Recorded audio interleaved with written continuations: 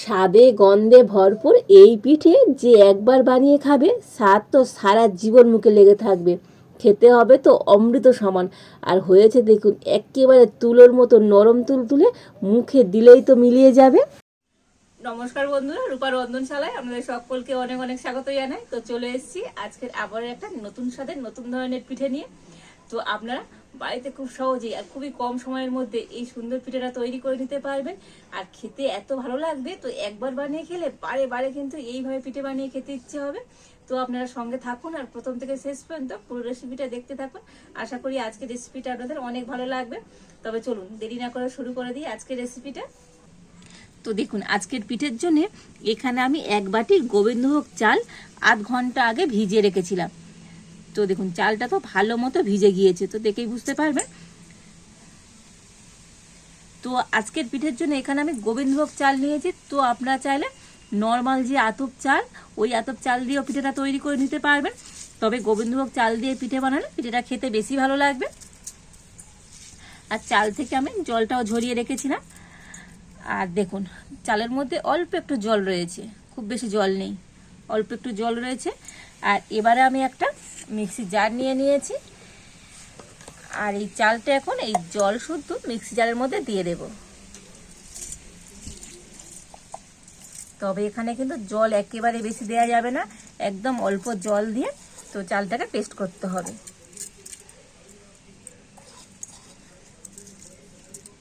আর দেখুন নিয়ে নিয়েছি ওই একই বাটির মাপ করে এক বাটি ফ্রেশ নারকেল কোড়া।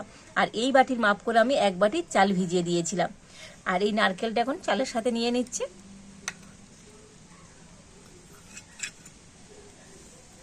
তবে এর মধ্যে আমি আর জল দেবো না, ওই চালের মধ্যে যতটুকু জল ছিল সেই জলটুকু দিয়ে আমি এটাকে মিক্সিতে একটু পেস্ট করে নিয়ে আসবো।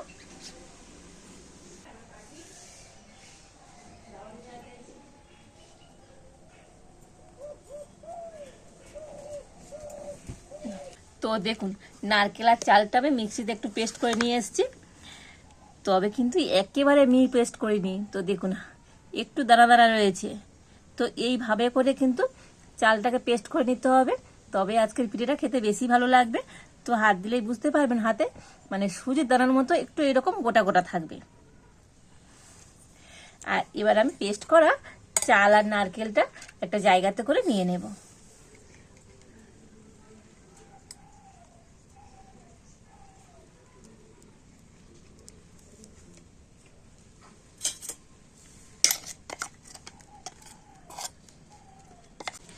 আর এবার আমি মিক্সি জারের মধ্যে একটু অল্প করে জল দিয়ে দিচ্ছি।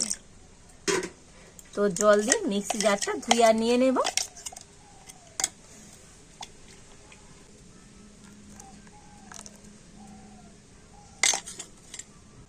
আর এবারে দিয়ে দেব সুজি। তো যে বাটির মাপ করে আমি চাল আর নারকেল নিয়েছি, আর ওই একই বাটি মাপ করে এখানে নিয়ে নিয়েছি এক বাটি সুজি।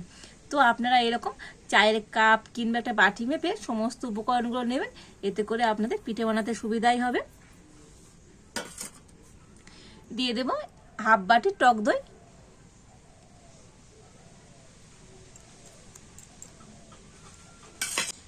দিয়ে দেব অল্প একটু সামান্য পরিমাণে লবণ। দিয়ে দেব হাফ বাটি গুঁড়ো চিনি। তো এখানে আপনারা গোটা চিনিও নিতে পারেন, তবে গুঁড়ো চিনি হলে খুব তাড়াতাড়ি গলে যাবে। আর দিয়ে দেব এখানে এই চামচে 2 চামচ গুঁড়ো দুধ।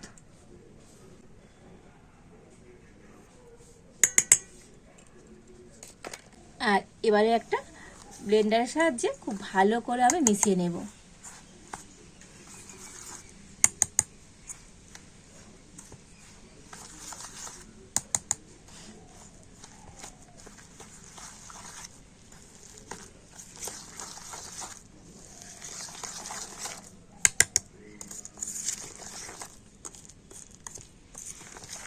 তবে এই ব্যাটারের মধ্যে কিন্তু খুব বেশি জল দেওয়া যাবে না, কেননা ব্যাটারটা খুব পাতলা হবে না, একটু ঘনই হবে।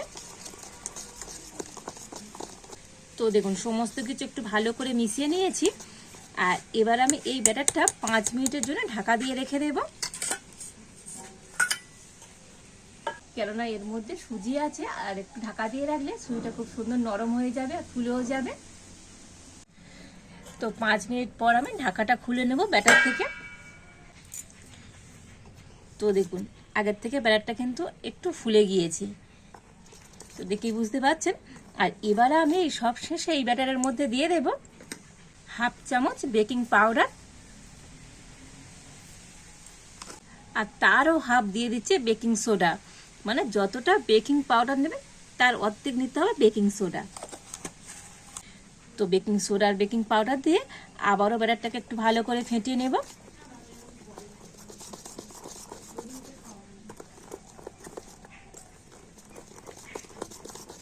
আর বেকিং সোডা আর বেকিং পাউডার দিয়ে ব্যাটারটা ফেটিয়ে নেওয়ার পর দেখবেন ব্যাটারটা কিন্তু অনেকটাই হালকা হয়ে যাবে আর ব্যাটারটা ফুলেও যাবে। তো দেখুন আজকের পিঠের জন্য পিঠের ব্যাটারটা কিন্তু আমার একেবারে রেডি। তো আপনাদের একটু ঘনত্বটা ভালো করে দেখিয়ে দিই কেমন ঘনত্বে রাখতে হবে। তো দেখুন ঠিক এই রকম একটু ঘন করে ব্যাটারটাকে গুলতে হবে, খুব কিন্তু পাতলা নয়। তো দেখেই বুঝতে পারছেন। তো এইভাবে করে ব্যাটারটাকে রেডি করে নিতে হবে। আর এবার আমি একটা এরকম থালা নিয়ে নিয়েছি, আর এই থালার মধ্যে একটু আমি সাদা তেল দিয়ে দেব। তো সাদা তেলটা থালার মধ্যে একটু ভালো করে লাগিয়ে দেব।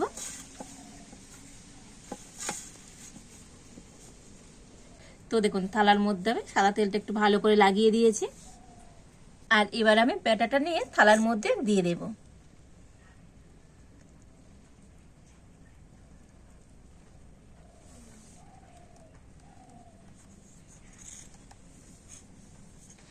আর এবারে থালাটা নিয়ে একটুখানি এরকম ট্যাপ ট্যাপ করে নেবো, এতে করে ব্যাটারটা খুব সুন্দর সেট হয়ে যাবে। তো আপনারা এমন থালা নেবেন তো ব্যাটারটা দেওয়ার পরে যেন একটু ফাঁকা থাকে, কেননা পিঠেটা একটু ফুলে যাবে।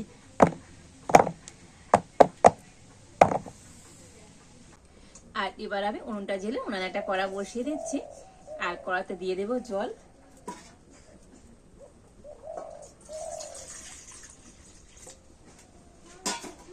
আর দেখুন জলের উপর একটা স্ট্যান্ড বসিয়ে দিয়েছি, আর জলটা ভালো মতো ফুটে গিয়েছে। আর এবার আমি ব্যাটার শুদ্ধ থালাটা নিয়ে আর স্ট্যান্ডের উপরে বসিয়ে দিলাম। আর এবার আমি ঢাকা দিয়ে দেব। আর এই পিঠেটা ভাপাতে তো খুব বেশি সময় লাগবে না, 10 মিনিট হলে হয়ে যাবে। তো 10 মিনিট পর আপনাদের দেখাবো আজকের এই পিঠেটা কেমন হয়েছে। তো প্রায় আমি 10 মিনিট পর ঢাকাটা খুলে নেব। আর দেখুন পিঠেটা কিন্তু খুব সুন্দরভাবে রেডি হয়ে গিয়েছে, আর কত সুন্দরভাবে ফুলে গিয়েছে। তো আপনারা হাত দিলেই বুঝতে পারবেন, হাতে কিন্তু একটু ব্যাটার লেগে যাবে না। তো দেখুন কত সুন্দরভাবে পিঠেটা রেডি হয়েছে। তো তাও যদি না বুঝতে পারেন যে পিঠেটা ঠিকঠাক রেডি হলো কিনা, তার জন্য একটা কাঠি নিয়ে নেবেন, আর কাঠি এইরকম গেঁথে দেখে নেবেন। তো দেখুন কাঠির গায়ে তো ব্যাটার লেগে যায়নি, মানে এই পিঠেটা একেবারে রেডি। আর এবার আমি নামিয়ে নেব।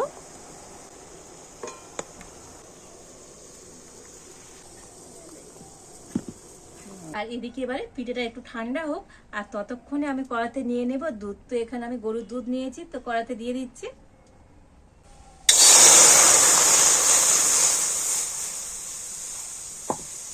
আর এই দুধের মধ্যে দিয়ে দেব গুঁড়ো চিনি। তো আপনারা গোটা চিনি দিতে পারেন। তো 2 চামচ আমি গুঁড়ো চিনি দিয়ে দিলাম। তো মিষ্টিটা অবশ্যই আপনারা আপনাদের স্বাদ মতনই দেবেন। আর এবার আমি দুধটাকে একটুখানি ফুটিয়ে নেব।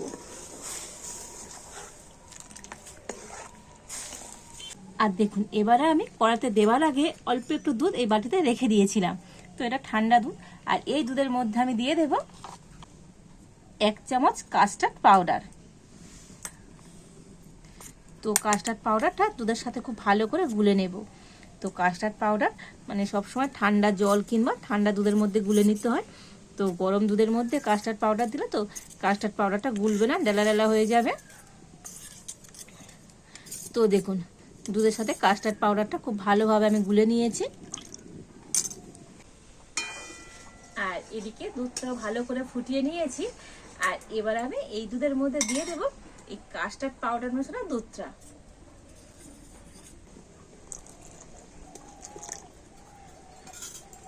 তো এই দুধটা দিয়ে একটুখানি নেড়ে নিলেই কিন্তু এই দুধটা খুব সুন্দর ঘন হয়ে যাবে।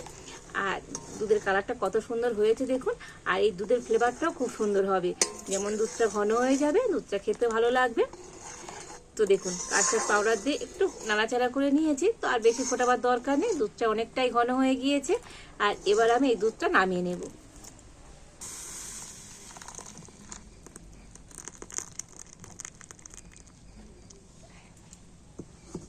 আর এবারে আমি এদিকে পিঠেটা কিন্তু ভালো মতো ঠান্ডা করে নিয়েছি। আর এবার আমি পিঠেটা তুলে দেখাবো কতটা সুন্দর হয়েছে। পিঠেটা দেখুন কতটা জালিদার হয়েছে, তো ধারগুলো কত সুন্দর জালি জালি হয়েছে। তো দেখুন, দেখেই বুঝতে পারছে না, হয়েছে একেবারে নরম তুলতুলে। আর ঠান্ডা হলে দেখবেন ধারগুলো তো খুব সুন্দরভাবে কিন্তু ছাড়া ছাড়া হয়ে যাবে। তো দেখুন কত সুন্দর ধারগুলো ছেড়ে গিয়েছে। আর এবার আমি একটা প্লেট নিয়েছি, আর প্লেটের উপরে এটাকে আমি উল্টে দেব। আর দেখুন কত সুন্দরভাবে ছেড়ে গিয়েছে, আর পিছনটা কতটা জালিদার হয়েছে দেখুন, দেখেই বুঝতে পারছেন হয়েছে একেবারে জালি জালি। তো অসম্ভব সুন্দর হয়েছে আজকের এই পিঠেটা। এবার আমি একটা ছুরি নিয়েছি, ছুরি দিয়ে পিঠেটাকে কেটে নেব।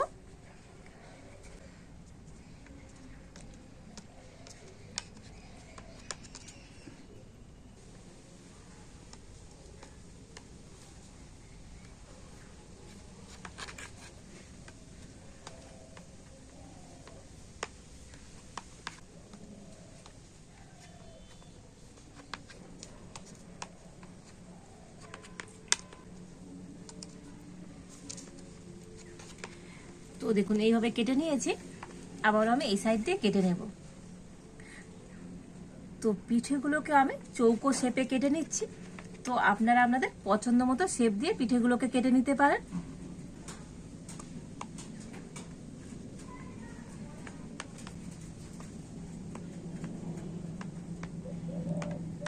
তো দেখুন পিঠেটাকে খুব সুন্দর করে কেটে নিয়েছি।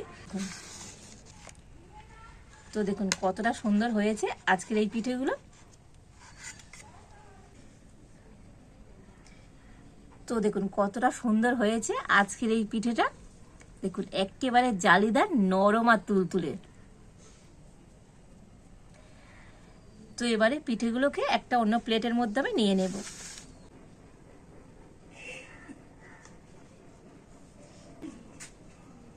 তো দেখুন প্রত্যেকটা পিঠে কতটা সুন্দর হয়েছে।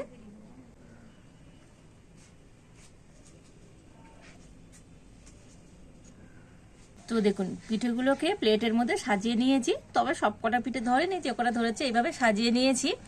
আর এবার আমি এই পিঠের মধ্যে দিয়ে দেব দুধটা। তবে পিঠেগুলোকে আপনারা এইভাবেও খেতে পারেন, এতে করেও ভালো লাগবে। আর এর মধ্যে একটু মালাই দিলে তো পিঠেটা আরও খেতে ভালো লাগবে। তবে এই মালাইটা কিন্তু ঠান্ডা হয়নি, গরম আছে। আর এই গরম গরম মালাইটা এখন আমি এই পিঠের মধ্যে দিয়ে দেব।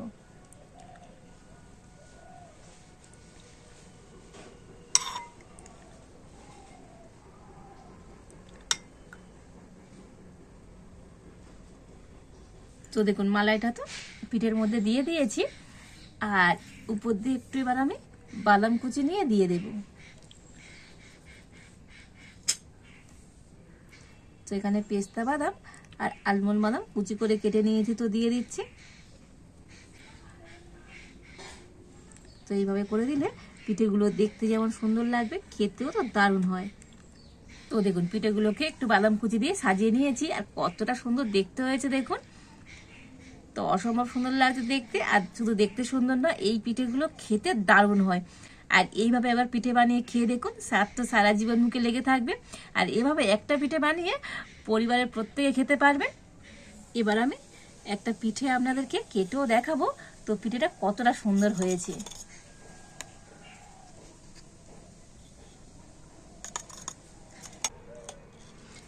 তো দেখুন ভিতর থেকেও হয়েছে একেবারে তুলোর মতো নরম তুলতুলে।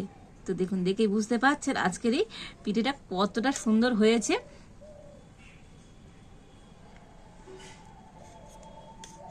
আর দেখুন একেবারে হয়েছে তুলোর মতো নরম তুলতুলে। তো দেখেই বুঝতে পারছেন, তো মুখে দেবার সাথে সাথেই তো মিলিয়ে যাবে। অসম্ভব সুন্দর হয়েছে আজকের এই পিঠেটা। তো আজকের আমার এই সহজ সুন্দর পিঠে রেসিপিটা আপনাদের কেমন লাগলো তো অবশ্যই কমেন্ট করে জানাবেন। ভালো লাগলে লাইক শেয়ার সাবস্ক্রাইব করবেন। আজ এই পর্যন্ত, আপনারা ভালো থাকুন, সুস্থ থাকুন। দেখা হচ্ছে নতুন কোনো একটা রেসিপি নিয়ে।